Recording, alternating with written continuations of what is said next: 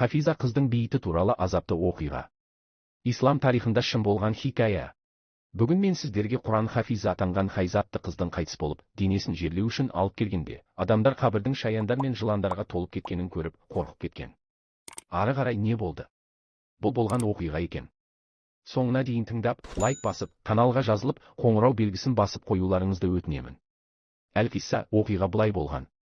Абдурахман есімді қабір қазушы кісіге Хайзаның түнде қайтыс болғаны туралы хабар келіп, оны тезірек жерлеу үшін таңертең ерте қабір қазуды сұраған еді. Таңертең таңғы намаздан кейін, саймандарын алып, молаға келе жатқанда жол жөнекей аяқтары біртүрлі ауыр нәрсені сезінеді. Жүріп келе жатып аяқтары, алға жылжымай біртүрлі кейін тартып жүргізбей қояды. Абдурахманның жасы 45-те болатын. Қабір қазуға онша шаршай қоймайтын. Хайзаның қайтыс болғаны туралы хабарды естіген ол, Алла тағала. Ол сіздің сүйікті құлдарыңыздың бірі болуы керек. Намазын оқып, зиратқа келді. Оның жанында барлық қажетті құралдары болғанмен, бәрібір ерекше сезім болды. Бұрын соңды бейіт қазып жатқанда мұндай сезімді басынан өткерген емес еді. Зираттан бос орын тауып, қазуға кірісті. Мен қаншалықты бақыттымын. Алла үшін қабір қазып жатырмын. Менің барлық күнәларымды кешіре көр, мен білмейтін бір нәрсе бар. Бұл қызмет Алла тағалам үшін деді ішінен. Ол жерге тиген бойда бірдеңе дұрыс емес екенін түсінді. Жер қатты, соққан сайын тастар су бетіне қалқып шығып жатты.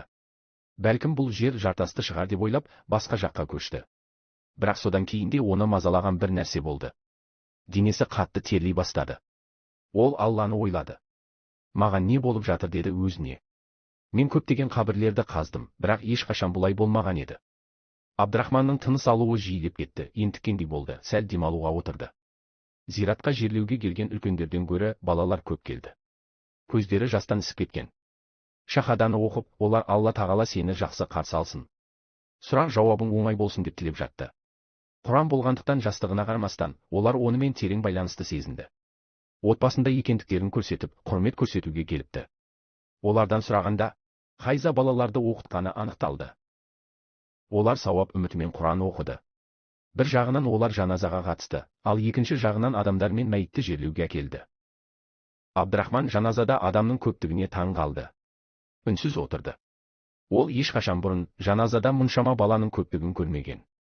Олар анасынан айырылғандай жылап, шахаданы үзбей оқып жатты. Абдурахман жаназада көп адам жиналған қабірге қарап, Хафизаның ешқашан күнә жасамайтын тақуа әрі пәк әйел екенін түсінді. Дегенмен мәйіт қабірге қойылғанда, қабірдің ішінде бірдеңе жатқандай дірілдей бастады. Одан кейінгі оқиға мені таңқалдырғаны соншалықты, мені есімнен айырды. Үлкен қара екі басты жылан қабірден шығып, бірнеше рет соққы бере бастады. Бәрі айқайлап мәйітті қабірден асығыс шығарды.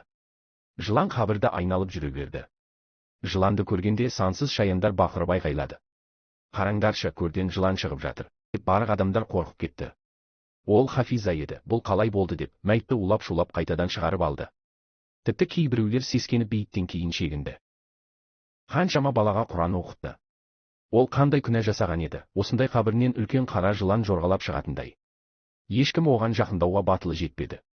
Оны сонда жерлеуді былай қойғанда олар Абдурахманға тағы бір қабір қазуды бұйырды. Абдурахман қазуға кірісті, бірақ ол жұмыс істей бастағанда сол қорқынышты көрініс тағы болды. Жыландар, шаяндар қабірді толтырды.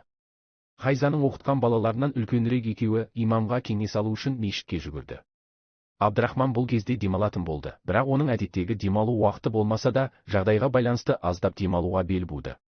Діни ілімдерді көпшілікке жеткізумен танымал Алланың тақуа құлы имамға. Ауылда кімде кім болса да бір мәселе туындаса, немесе басшылыққа мұқтаж болса, халық осы имамға жүгінетін. Имам әр күнін ғибадатпен өткізіп, күндіз ораза ұстайтын, ауылдағылар бәрі оның тақуалығын білетін. Сондықтан екі адам мешітке асығып, уайымдап имамға жүгірді. Имам не болғанын сұрағанда, олар зиратта көргендерінің бәрін айтып берді. Мұны естігенде имам шошып кетті. Ол истиғфар оқып дұға жасады да, мені дереу зиратқа апарыңдар деді. Мен өз көзіммен көрмейінше сенбеймін. Тезірек мұны өз көзіммен көрмесем болмайды деді. Екі адам имаммен бірге зиратқа барды. Имам қабірдің жай күйін өз көзімен көру үшін адамдар сырылып оған орындарын босатты. Олар қабірдегі жағдайға таңғалып қарап тұрды. Имам үнсіз бата оқып, мұның артында не болуы мүмкін деп ойлады. Сосын имам жиналған жұртқа қарады. Мұнда қаншама адам, балалар бар. Бірақ ешкімнің имамға сұрақ қоюға батылы бармай қабірге қарады. Және үлкен жыланды көргенде, олар таң қалғаннан шошынып тұрды. Тек бір адам алға шығып, онымен амандасты. Содан кейін ол бірінші қазған қабірде де, екінші қазған қабірде де қорқынышты жылан мен шаяндар болғанын, бірақ енді ол екеуінде де тастардан басқа ештеңе жоқ екенін егжей-тегжейлі айтып берді. Енді міне үшінші рет тағы қабір қазған кезде қабірді толтырған жыландар мен шаяндарға тап болдық.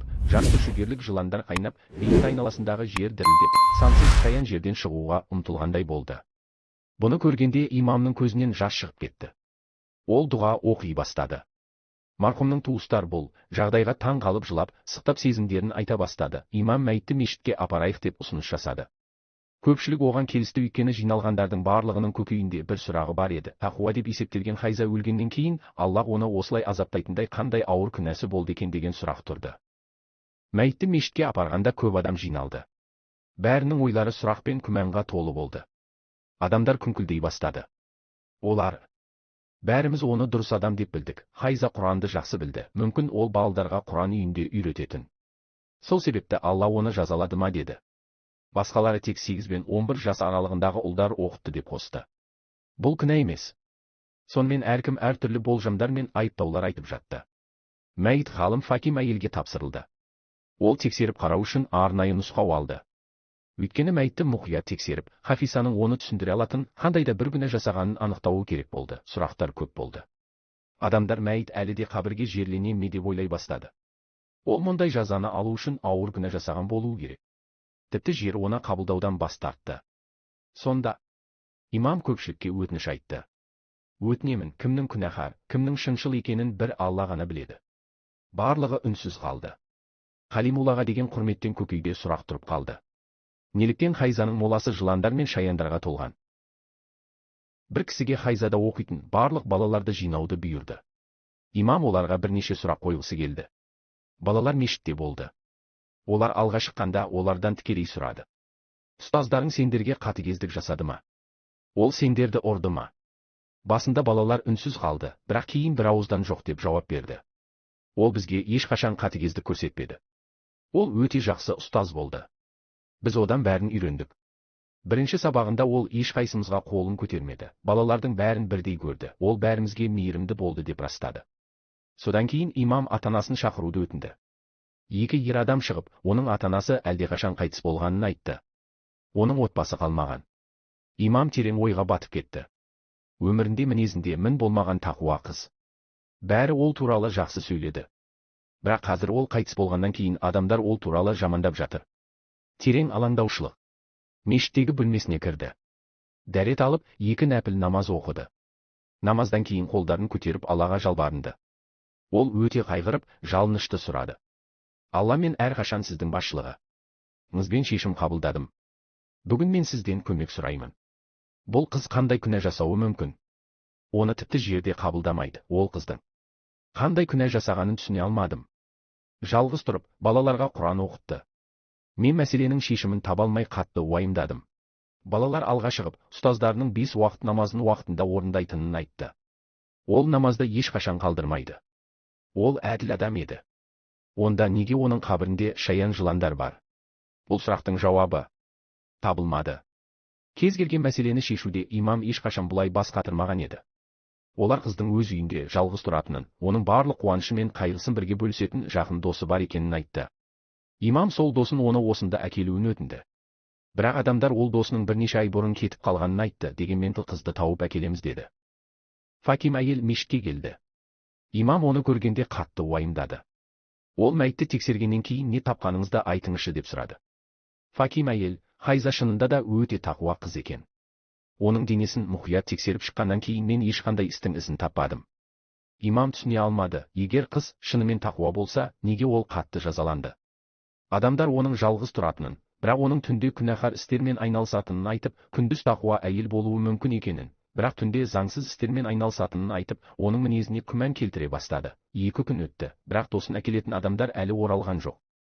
Бәрі мәйтке не болады деп алаңдады. Дос қызы келді.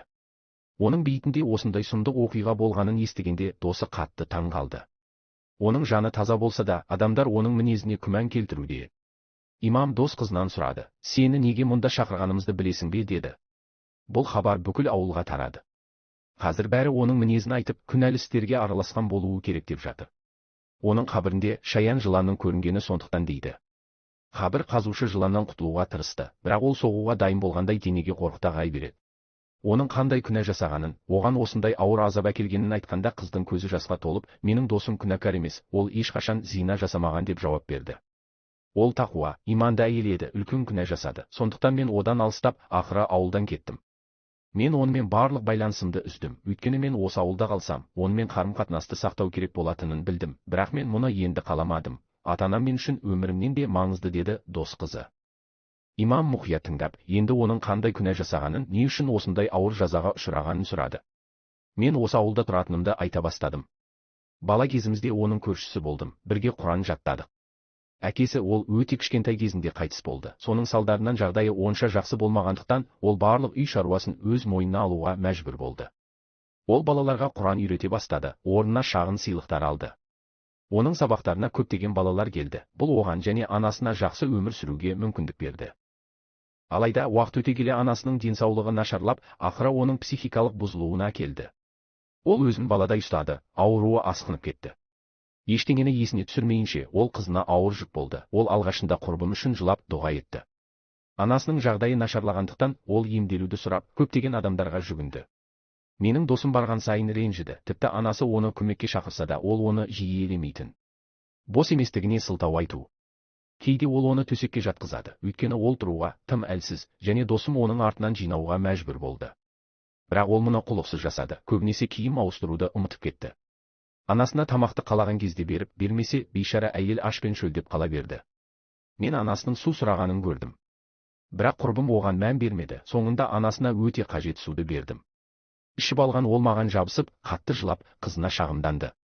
Мұны естіген құрбым келіп, анамның бетінен қатты шапалақпен ұрды. Ол анасына мен сен үшін ештеңе істеген жоқпын деп айқайлады. Сенің кесіріңнен өмірім бұзылды. Менің ақшам сенің еміңе кетеді, ал сен үнемі шағымданып, мені басқалардың алдында ұятқа қалдырасың. Бұған жауап ретінде қарау маған ауыр болды, менің шыдамым жетпеді. Құрбымды бетіне шапалақпен ұрып, оның үйінен шығып кеттім. Сосын ешқашан оралмадым.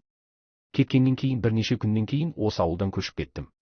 Менің досым анасы қайтыс болғаннан кейін, 2 аптадан кейін қайтыс болды. Қыздың анасының алдындағы міндетін орындамағанын бәрі түсінді.